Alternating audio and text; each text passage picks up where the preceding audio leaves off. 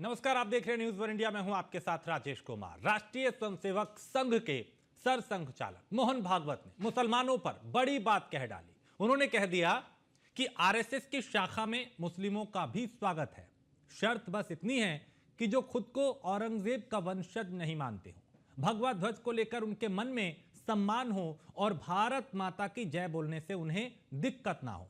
अब सवाल यह कि क्या आरएसएस की शाखा में जाएंगे मुसलमान, इस पे बात करेंगे। पहले ये रिपोर्ट देखिए।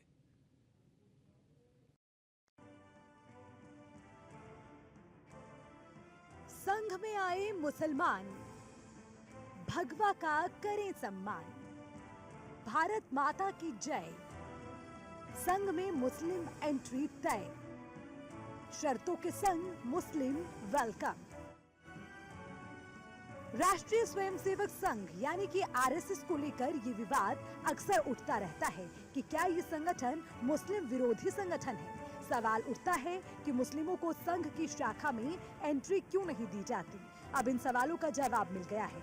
जवाब खुद आरएसएस प्रमुख मोहन भागवत ने दिया।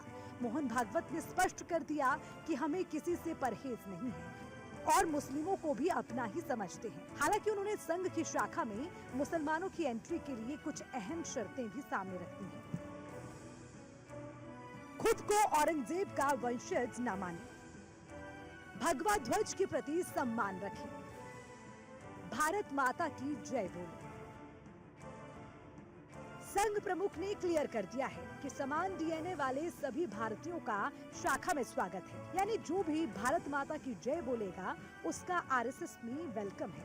राष्ट्रवादी मुस्लिमों की संघ से दूरी मिटाने की शुरुआत खुद मोहन भागवत ने की। इस देश पर जब जब संकट आया है तो देश के हर वर्ग के लोग, हर समाज के लोगों ने अपनी बलिदानी दिया है। मुस्लिम भी दिए हैं। और वीर हमीद क्या थे, वीर हमीद हमारे लोग के पड़ोसी थे। आज देश को गौरव उन पर होता है। अब्दुल कलाम साहब क्या हैं, आज उन पर देश का गौरव होता है। तो समाज में हर वर्ग के, हर समाज में देश के लिए मरने मिटने वाले लोग हैं। देश को सुरक्षित रखना, देश को परम वैभव में ले जाना, ये हम सबको कर्तव्य है। और अब्दुल कलाम साहब ने आज जो है परमाणु बम बना दिया, तो ये संकट के लिए बनाया कि भारत को आत्मनिर्भर, भारत को मजबूत करने के लिए, सामरिक दृष्टि से भारत मजबूत रहे, इसके लिए उन्होंने बनाया। तो इसके लिए कोई संकट में ही थोड़ी बनाया जाता है। यह है कि जब संकट आएगा तो इसका प्रयोग किया जाएगा। अब रहेंगे भारत में, गाएंगे विदेश का। जिन्हें पसंद नहीं था हिंदुस्तान, वो छोड़कर चले गए। वो पाकिस्तान चले गए, बांग्लादेश चले गए, अब रो रहे हैं बेचारे जो है। तो जिन्हें आज भी औरंगजेब पसंद होगा, जिन्हें क्रूर शासक पसंद होंगे, जिन्होंने हजारों महिलाओं को जोहार करना पड़ा हो, तो ऐसे क्रूर शासकों को मानने वालों को कौन सी जगह। अरे मैं जाल बिनने वाले को जला कहते हैं, घना जाल हो जाए जुलाओ, उसने धर्म बदल दिया, अंसारी हो गया। तो ऐसी स्थितियों में 80% तो बेचारे मुसलमानों पर घर नहीं है, द्वार नहीं है, उन्हें आप औरंगजेब का जो है आदर सिखा रहे हैं। हमको लगता है कि भागवत जी ने सही कहा, उसका समर्थन होना चाहिए। भागवत का संदेश साफ है कि राष्ट्रभक्त मुसलमानों को ही संघ में एंट्री मिलेगी। कट्टरपंथी मुसलमान संघ में चौखट पर नहीं आ पाएंगे, ये पहली बार नहीं है। मोहन भागवत इससे पहले भी बता चुके हैं कि संघ में जात पात जैसा कोई बंटवारा नहीं है।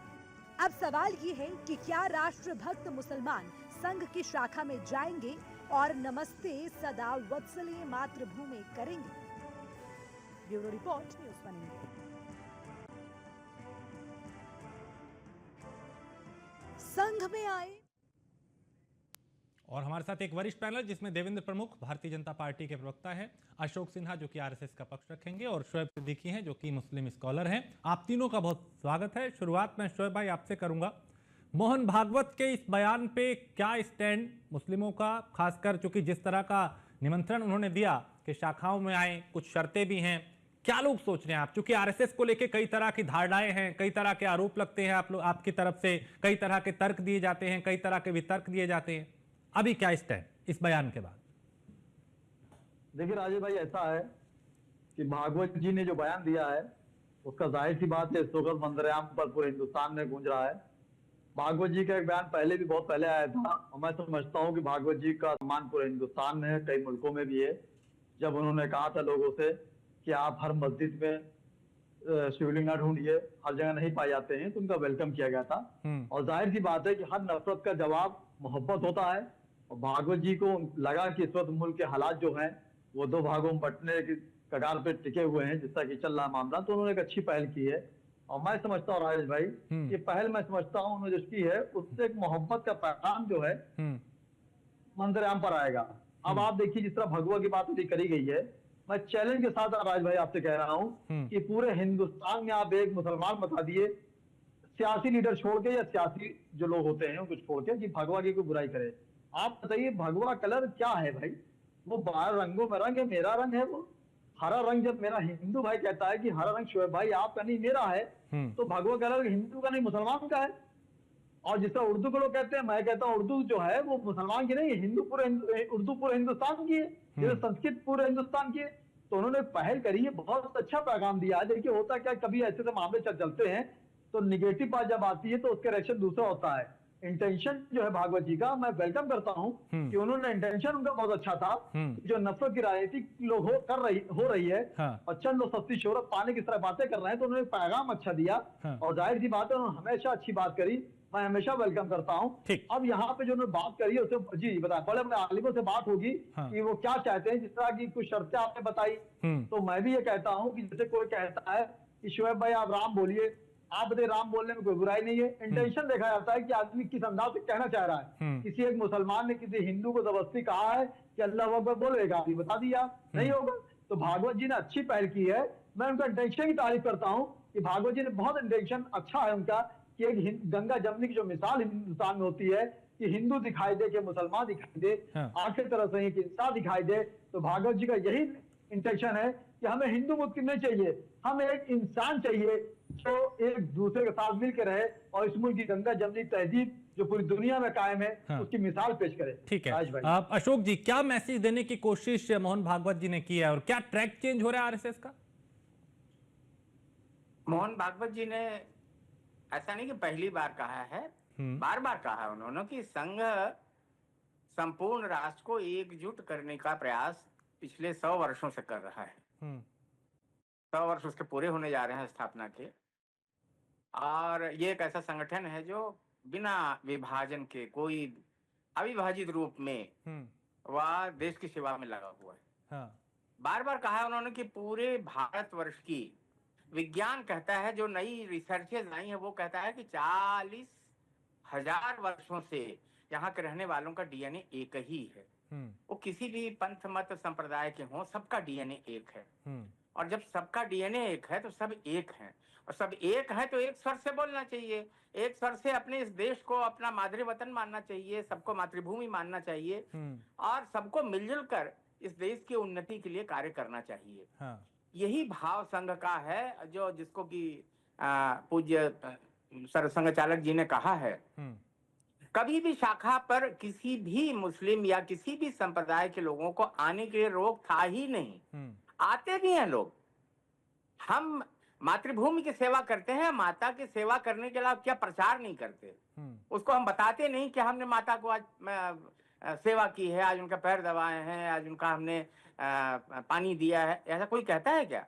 तो मातृभूमि हमारी मातृ वतन है, और जब मातृ वतन है तो हम उसके साथ सभी मिल करके चलेंगे। सबका लक्ष्य एक ही है कि ये देश उन्नति करे, समाज एक हो। तो क्या अकेले अकेले कर लेंगे क्या?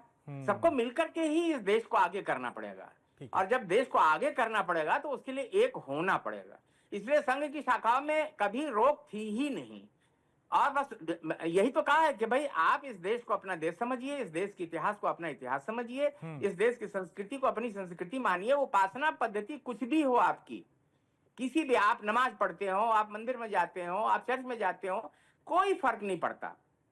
यह उपासना पद्धति आपकी व्यक्तिगत पूजा है, मगर राष्ट्र का जब बात आती है, देश की जब बात आती है, हिंदुस्तान की जब बात आती है, भारत की जब बात आती है, तो सब एक है। ठीक है, और सब एक है, इसलिए सबको शाखा में आना चाहिए। ठीक है देवेंद्र जी, क्योंकि विपक्ष भी एक नैरेटिव सेट करता है आरएसएस को लेके, ओवैसी भी एक नैरेटिव सेट करते हैं, कई मुस्लिम नेता स्कॉलर भी कई तरह के नैरेटिव सेट करते हैं। उसके बाद आरएसएस प्रमुख का ये कहना कि मुस्लिम भी आए हम स्वागत करते हैं, लेकिन भगवा ध्वज का सम्मान करना होगा, भारत माता की जय को स्वीकार करना होगा। क्या मैसेज और क्या ये उन विपक्षी दलों को भी आईना है जो आरएसएस को लेकर कई तरह के सवाल उठाते हैं? देखिए राजेश सर, निश्चित बहुत बड़ी बात है, एक बहुत अच्छी पहल तो मैं इसलिए ही उन्हें कहूंगा कि अशोक जी ने भी क्लियर कर दिया और मेरी भी वही बात है कि भागवत जी ने तो हमेशा कहा है, और राष्ट्रीय स्वयंसेवक संघ एक ऐसी संस्था है कि जो देश के डीएनए से मैं समझता हूं कि उसी तरह जुड़ी हुई है जैसे हम सनातन की बात करते हैं। तो राष्ट्र के प्रति राष्ट्र पहली भक्ति है, राष्ट्र पहली प्राथमिकता है, इससे बड़ा और हो भी क्या सकता है। वो ही लोकतंत्र का हिस्सा भी है। और भागवत जी हमेशा स्पष्ट बोलते हैं, क्लियर बोलते हैं, और वो आईना होता है, हम सबके लिए होता है। उसमें विपक्ष की एक मजबूरी, मैं इसलिए कहूंगा कि विपक्ष की जब आपने बात की, और विपक्ष का जो क्वेश्चन है, हमेशा विपक्ष का एक सिस्टम ये रहा कि उन्हें कुछ ना कुछ चाहिए, और वो मसाला ऐसा हो जैसे कि कभी कभार न्यूज चैनल्स पर या प्रिंट मीडिया जो शाम को एक अलाउ करती है कि 5 बजे के बाद सिर्फ हम वो खबर छापेंगे जो क्राइम से संबंधित होगी, और आम खबर के लिए 3 बजे से 2 बजे उनका पोर्टल बंद हो जाता है। तो विपक्ष के पास जो है लास्ट में जब डिबेट का कोई हिस्सा होता है तो डिबेट में वो सोचते हैं कि आज कौन सी गर्म खबर हो कि जिस पर हम बहस करें। वो मुद्दा हिंदू हो, मुसलमान हो, या देश से कोई संबंधित किसी तरीके का हो, मतलब टीआरपी मिले कि हम सरकार को घेर सकें, ये अच्छी बात है। हाँ। सरकार को आप घेरिए, विपक्ष का काम भी है, लेकिन तथ्य के साथ घेरिए। आखिर झूठ अब तक कब तक बोलते हैं। मैं फिर आपको यही कहना चाहता हूं कि जब भी कहीं हिंदू मुसलमान की बात आती है, डंके की चोट पर कोई आज यहाँ नेता नहीं है विपक्ष का, लेकिन राजेश जी डिबेट का हिस्सा लंबा निकलता। मैं चैलेंज के तौर पर कहता हूं कि कभी भी भारतीय जनता पार्टी ने कोई ऐसा निगेटिव 2014 के बाद इस देश, लेकिन देवेंद्र जी, विपक्ष सिर्फ आरएसएस को नहीं, बीजेपी को लेकर भी यही कहता है कि आप लोग मुस्लिम विरोधी हैं, आप लोग किसी कोई टिकट नहीं देता, आप लोग बीजेपी के किसी मुस्लिम प्रतिनिधि को, कई तरह के आरोप भारतीय जनता पार्टी पे भी लगते हैं। अब आरएसएस कह रही है कि हम मुस्लिमों को स्वागत करते हैं, वो आए शाखाओं में। आप पे ये आरोप लगता है कि साहब आप मुस्लिम विरोधी हैं, इस तरह का विपक्ष ये कहता है। हालांकि आप लोग कहते हैं कि हम तो सबका साथ सबका विकास के साथ आगे बढ़ रहे हैं। राजेश सर, हमारी अगर बात करें, हमारे साथ बहुत बुद्धिजीवी मुस्लिम स्कॉलर बैठे, विशेषज्ञ बैठे, हमारे मित्र, उन्होंने अपनी बात रखी है। जिस तरीके से मैं उनसे थोड़ा प्रभावित हूँ, ये स्पष्ट बात होती है जब आप निकल कर सच्चाई को आते हैं तो उसमें बात में सुनने में दम होता है। उन्होंने अपनी एक एक बात क्लियर की है, दम के साथ की है, डंके की चोट पर तथ्य के साथ। ऐसे ही मैं कहता हूं कि वाजपेयी जी के समय से निकालकर अब तक हमारी सरकार ने मुस्लिमों के लिए बड़े मंत्रालय भी रखे हैं, सरकार का हिस्सा भी रखा। और देखिए, डिबेट सबसे बड़ा सिस्टम होता है जवाबदेही, और प्रवक्ता के तौर पर मैं नाम गिनवाने लगूं तो हमारे पास 3 से 4 राष्ट्रीय प्रवक्ता लंबे समय तक वो रहे, और आज भी पार्टी की बड़ी बात कहने के लिए आते हैं। ये विश्वास ट्रस्ट की बात होती है। लेकिन मैं एक दूसरी बात ये कहूंगा कि हमेशा छोटी पार्टी हो या कांग्रेस हो, मुस्लिमों ने इस देश में उनका यूज तो जरूर किया है, वो वोट के लिए, और वो यूज होता है, उनका एक नेगेटिव सेट होता है कि समाजवादी पार्टी, अखिलेश यादव जी जो है वो यादव बेल्ट पर जो टिके हुए हैं उत्तर प्रदेश में, वो एमवाई का समीकरण कैसे जोड़े। हाँ। कि आप मुस्लिम और यादव का समीकरण जान के सरकार बना सकते हैं, लेकिन भला किसी का नहीं कर पाए। अब मैं मुस्लिम की बात छोड़िए, आप यादव जो है डंके की चोट पर अखिलेश को चैलेंज करते हुए भारतीय जनता पार्टी के साथ जुड़ा है, नीतियों के साथ जुड़ा, विकास के साथ जुड़ा है। बड़ी बात है, उपलब्धि है। ठीक है शोएब सिद्दीकी, क्योंकि ये तो कहा गया कि शाखाओं में मुस्लिमों का स्वागत है, लेकिन कुछ शर्तें भी लगाई गई कि भगवा ध्वज का सम्मान करना होगा, भारत माता की जय को स्वीकार करना होगा। अब चूंकि मुस्लिम पक्ष की तरफ से, समुदाय की तरफ से कहा जाता है कि साहब हम तो जय नहीं बोल सकते, कई दूसरी चीजें भी, रंगों को लेकर भी कई तरह के तर्क दिए जाते हैं, तो क्या इन चीजों का एक्सेप्ट कर पाएंगे? देखिए राजेश भाई, सब भागवत जी की नजर शेयर कर रहा हूं, जो उन्होंने पैगाम दिया कि जो उनका फर्ज है वो अहले सियासत जाने, मेरा पैगाम मोहब्बत है जहां तक पहुंचे। उन्होंने इस पैगाम को आगे बढ़ाया। जाहिर सी बात है कि जो आपने शर्तें बताई हैं उस पे मुसलमान चलेगा कि नहीं चलेगा। तो मैं आपको हमेशा ही बात कहता हूं कि ये मुल्क संविधान से चलता है, और इस मुल्क के संविधान ने हर मजहब को अपने मजहब से जीने का तरीका सिखाया है और चलने की इजाजत दी है। तो भागवत जी ने इंटेंशन उनका ऐसा था कि जो चल रहा बवाल वो ना हो, और ये यकीन जानिए सर कि हर एक हिंदुस्तानी वो हिंदुस्तान का है, और जिन मुसलमानों को पाकिस्तान जाना था वो आजादी के बाद चले जा चुके हैं, और जो मुसलमान यहाँ मौजूद हैं वो मुल्क के लिए जान देते थे, जान देंगे और जान देते रहेंगे। अब आप आइए विपक्ष की बात है, पॉइंट की बात कहूंगा, राजभाई बात को काटिएगा नहीं, बहुत अहम बात है। देखिए विपक्ष क्या होता है, जब मैं हूं और मैं विपक्ष में राजेश भाई के बैठा हूं, तो राजेश भाई की हर अच्छी चीज में मुझे कमी ढूंढना है। जैसे लालू प्रसाद यादव का एक इंटरव्यू बॉम्बे चल रहा था, तो उनसे पूछा गया कि यहाँ पे 9 बच्चे क्यों हैं। देखिए मजाहिया बात है, लेकिन उन्होंने मजाहिया अंदाज में बहुत अच्छी बात कही थी। वो मैं कैच कर रहा था, बहुत पहले की बात है ये, जब उस वक्त मनमोहन सिंह वजीर आजम थे और वो गालिबन रेल मंत्री थे। तो उनसे पूछा गया कि आपके 9 बच्चे क्यों इतनी महंगाई में, तो कहने लगे नहीं मेरे बच्चे 9 ना होते 2 ही होते, लेकिन उस वक्त जो इंदिरा गांधी ने बच्चे को रोक पे बना दिया था कानून, तो मैंने कहा कि मैं विपक्ष में था जनता दल में, तो मैंने बच्चे ज्यादा पैदा कर दिए। मजाक अंदाज में वो वाक्य थी। देखिए होता क्या है, मौजूदा सरकार में सर राजेश भाई जो हुकूमतें होती हैं, चाहे स्टेट की हो चाहे सेंट्रल की हो, विपक्ष का काम होता है कि उनकी अच्छी बात को भी निगेटिव में जाइए। आप देखिए इस पर डिबेटें भी रात में बहुत होंगी, कल तक चलेंगी। आपने अच्छा किया कि पहले आपने डिबेट कर दी। मैं ये कह रहा हूं कि डिबेट होती रहे। भागवत जी ने एक अच्छा मैसेज बंद अल्फाजों में दिया, तो मैं मक्खी काम नहीं करूंगा, मैं अच्छा काम करूंगा। कम से कम एक मैसेज अच्छा गया है और उसको मैं कैश करूंगा। जाहिर सी बात है, अगर मैं राम कह दूंगा तो मैं हिंदू नहीं हो जाऊंगा, राजेश भाई अल्लाह कह देंगे तो हिंदू नहीं हो जाएंगे। इंटेंशन होता है कि आप जिद पकड़ कहेंगे कि अल्लाह अकबर कहो, जय श्री राम कहो, तो आदमी नहीं कहता है, उसमें मारपीट होती है। आप देखिए लोग मारते पीटते हैं। इस तरह की इंटेंशन से दूर रहना चाहिए। और इस मुल्क की गंगा जमनी तहजीब को भागवत जी ने जिस अंदाज से आकर बढ़ाया है, मैं लब्बैक कहता हूं। और भागवत जी ने 2 साल पहले बयान जो दिया था, आप देखिए इस वक्त भागवत जी को मुसलमान बहुत पसंद कर रहा है। अटल बिहारी वाजपेयी चलूं कि अटल बिहारी वाजपेयी हमारे जब लखनऊ सांसद लौटे थे तो 30-40% मुसलमान आंख बंद करके उनको वोट देता था। और आज भी जब उनकी जयंती होती है तो कई संतानें ऐसी मुस्लिम है सर, दिसंबर में आप देखिएगा कि उनके लिए दुआ करती है। तो मैं कहता हूँ किरदार पेश करिए अपना, आप मोहब्बत पेश करिए, और इंशाल्लाह मुसलमान तो वो है कि आप सिर्फ प्यार दिए वो आपकी जान दे देगा। इसीलिए कुछ पार्टियां मुसलमान को जज्बात में लेके, और एक बात और कहना चलूं, दोबारा चाहे मौका ना दिएगा, जैसे कुछ लोग कहते हैं कि हिंदू जो है बीजेपी की पार्टी है, मुसलमान समाजवादी पार्टी, ये गलत है। क्या बीजेपी में मुख्तार अब्बास नकवी साहब नहीं है, शहनवाज हुसैन साहब नहीं है, रिजवी साहब नहीं है, या सपा में क्या हिंदू नहीं है? ऐसा नहीं है। मुसलमान को प्यार चाहिए, उसी मासूम बच्चे की तरह जो किसी को प्यार करते हैं, गोद में बैठा लेते हैं। मुसलमान सिर्फ मोहब्बत का भूखा है। और हिंदू भाई मेरा राम है वो 80% है, मैं 20% में लक्ष्मण हूँ। मैंने आपको राम मान लिया है। मेरी गुजारिश है कि सच्ची शोहरत पाने की किसी बात को ना है, और मुझको अपना लक्ष्मण मान ले, मैं मुल्क के लिए जान दे दूंगा। ठीक, अशोक जी, ये पैगाम जो दिया, संदेश जो दिया भागवत साहब ने, फिर कुछ शर्तें भी हैं। क्या आपको नहीं लगता, क्या एक दायरे में समेट दिया आपने कि भाई आना है, आप आइए, हमारे दरवाजे तो खुले हैं, लेकिन दरवाजे के अंदर वही आएगा जो हमारी चीजों को एक्सेप्ट करेगा, वो भारत माता की जय भी बोलेगा, वो ध्वजा जो भगवा ध्वज है उसका सम्मान करेगा? आप देखिए कि शोएब जी ने अपने सीने पर, अपने जैकेट पर भारत का राष्ट्रीय ध्वज लगा रखा है, और इसी राष्ट्रीय ध्वज को उठाए हुए 1965 की लड़ाई जब पाकिस्तान से हुई थी, तो वीर अब्दुल हमीद ने भारत माता की जय कहते हुए ही 8 पैटर्न टैंक तोड़े थे।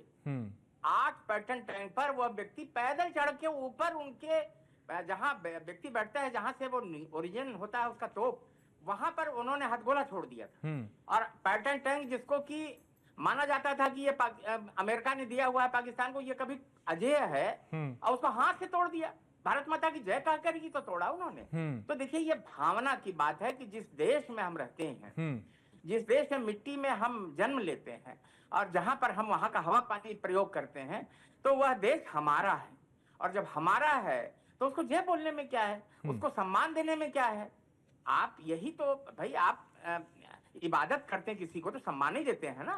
तो सम्मान देश के प्रतीक के रूप में देश को देना, ये कोई ऐसी बात नहीं है कि जिसको किसी को उससे ये गलतफहमी हो रहा हो कि नहीं साहब हम नहीं बोलेंगे। और भाई दीन अपना है, दीन का पालन, आप 5 वक्त नमाज पढ़िए, हम आपकी रक्षा करेंगे अगर आपके ऊपर कोई आक्रमण करेगा। तो ये जो भाव है, ये भाव संघ अपने हर शाखा में पैदा करता है। ये देश हमारा है, मातृभूमि हमारी है, और हम इसके लिए कट पड़ेंगे। तो उसमें हिंदू मुसलमान और सिख ईसाई कहां से आता है भाई? तो सब एक है। फिर विपक्ष को कैसे आप समझा पाएंगे? वो तो कहता है कि आरएसएस मुस्लिम विरोधी है, इनकी सोच मुस्लिम विरोधी है, कई और बातें भी आती हैं खुल के, चाहे ओवैसी साहब हों, अखिलेश यादव हों, कई ऐसे विपक्ष के नेता हैं जो खुलकर बोलते हैं।